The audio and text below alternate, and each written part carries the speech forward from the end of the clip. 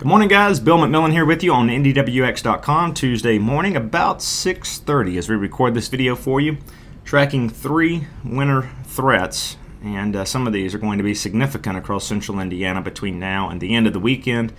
This morning, first things first though, we're starting with some patchy freezing fog across central Indiana. Not everybody's seeing it, but those that are certainly expect some additional slick spots on the way into work and school this morning.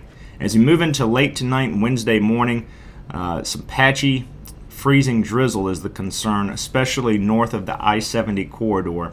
Into Wednesday morning, some light snow across northern Indiana as well. It won't be a huge deal. However, anytime you're talking about freezing drizzle, it can create issues, as we're all too aware there.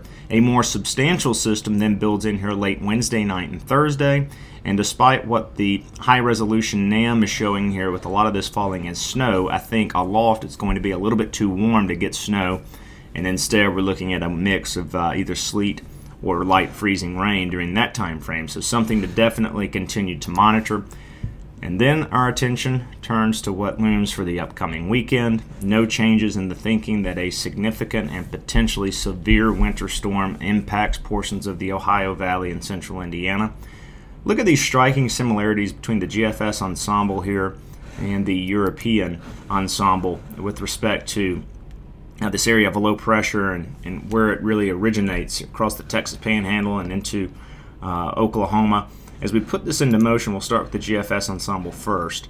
It likes to take this area of low pressure through Arkansas into the lower Ohio Valley as we move into the upcoming weekend. And most likely, I think what we'll see, and what the model is trying to hint at least, is that the first wave of low pressure will track up along and west of the mountains. Likely we'll see a secondary area of low pressure form off the mid-Atlantic or the northeast coast during the second half of the weekend.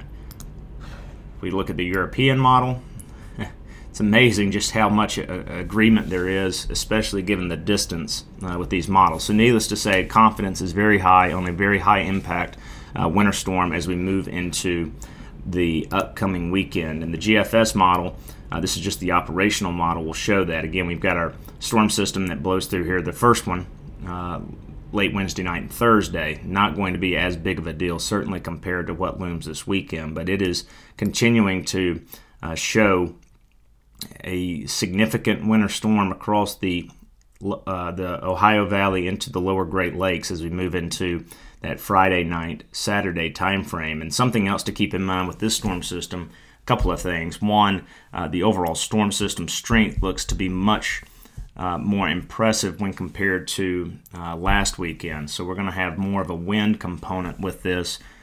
Secondarily as well, it's going to really drive in some bitterly cold Arctic air for the second half of the weekend and early parts of next week.